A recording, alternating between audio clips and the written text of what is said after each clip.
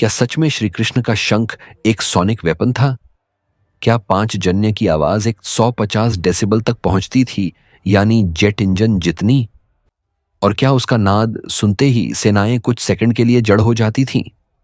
महाभारत में एक दृश्य आता है। युद्ध शुरू होने वाला है। दोनों सेनाएं आमने सामने खड़ी हैं। तभी कृष्ण पांचजन्य फूंकते हैं और वर्णन मिलता है कि उस ध्वनि से आकाश और पृथ्वी गूंज उठे। लेकिन सवाल है, क्या यह केवल काव्यात्मक अलंकार था या प्राचीन भारत को ध्वनि के सामरिक उपयोग का ज्ञान था?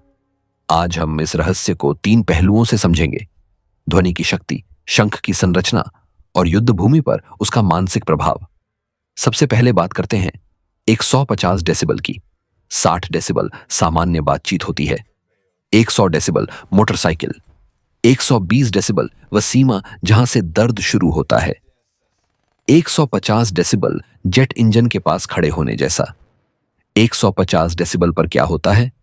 कान के पर्दे फट सकते हैं, दिमाग पर शॉकवेव जैसा असर पड़ सकता है, शरीर की नसों को अचानक तीव्र झटका लगता है। अब कल्पना कीजिए, युद्ध भूमि में हजारों सैनिक पहले से तनाव में खड़े हों, तलवारें तनी हों, दिल की धड़कन तेज हो। तभी अचानक एक अत्यंत तीव्र गूंजती हुई ध्वनि चारों ओर फैल जाए।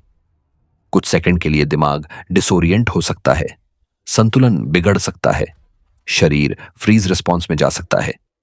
आधुनिक विज्ञान इसे अकूस्टिक शॉक इफेक्ट कहता है। अब प्रश्न उठता है, क्या शंख वास्तव में 150 डेसिबल तक पहुंच सकता है?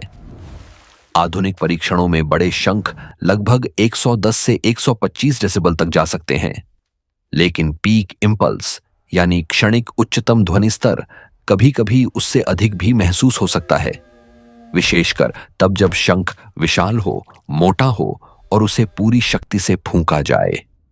महाभारत में कई योद्धाओं के शंखों का वर्णन मिलता है। भीष्म, अर्जुन, युधिष्ठिर, सभी ने अपने अपने शंख बजाए, लेकिन कृष्ण का पांचजन्य अलग प्रभाव डालता है। उसका वर्णन अधिक प्रचंड, अधिक कंपनकारी रूप में मिलता है। तो क्या वजह थी? अब बात करते हैं शंख की संरचना की।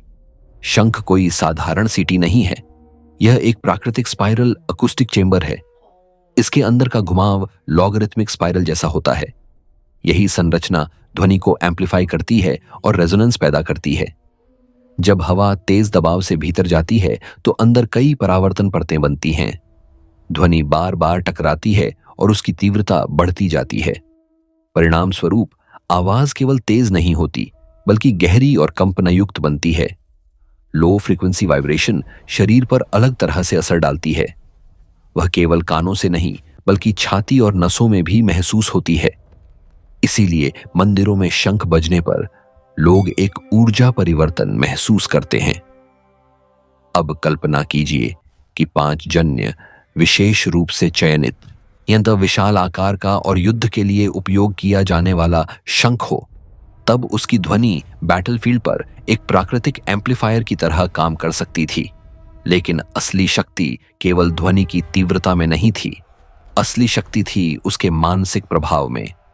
ध्वनि सीधे हमारे लिम्बिक सिस्टम को प्रभावित करती है, वही भाग जो भय और सर्वाइवल इंस्टिंक्ट्स को नियंत्रित करता है। गहरी, भारी और कंपनयुक्त ध्वनियां हमारे भीतर आदिम भय प्रतिक्रिया जगाती हैं, जैसे बिजली की कड़क, ज्वालामुखी का विस्फोट या किसी विशाल पशु की दहाड़। युद्ध भूमि में जब सैनिक पहले से ही एड्रेनलिन से भरे हों, तब अचानक एक गूंजती हुई भारी ध्वनि वातावरण को हिला दे तो वह केवल कानों पर नहीं, मन पर भी वार करती है। ऐसी ध्वनि अनिश्चितता पैदा करती है, भय पैदा करती है, और यदि वह किसी दैवीय व्यक्तित्व से जुड़ी हो, जैसे कृष्ण, तो उसका प्रभाव कई गुना बढ़ जाता है। यदि दुश्मन यह मान ले कि यह ध्वनि दैवीय है, अलौकिक है और उसके पीछे ईश्वर की शक्ति है, तो आधी लड़ाई मानसिक स्तर पर हार ली जाती है। आधुनिक युद्ध कला में इसे प्री कम्बैट इंटिमिडेशन कहा जाता है। आज भी सेनाएं सायरन्स, सोनिक बूम्स और शॉक एंड ऑ रणनीति का उपयोग करती हैं, ताकि विरोधी की मानसिक स्थिति पहले ही हिल जाए।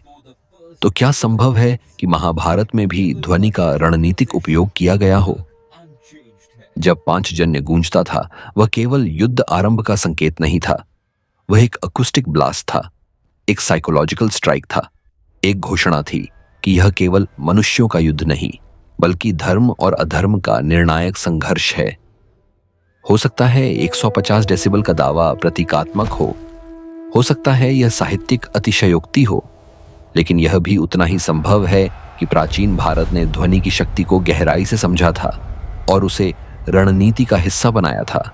आज हम साउंड वेपन को आधुनिक तकनीक मानते हैं, पर क्या यह ज्ञान हमारी परंपराओं में पहले से छिपा था?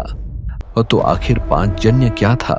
सिर्फ एक शंख या एक प्राचीन सोनिक वॉरफेयर टूल? आप क्या सोचते हैं, मिथक या प्राचीन विज्ञान?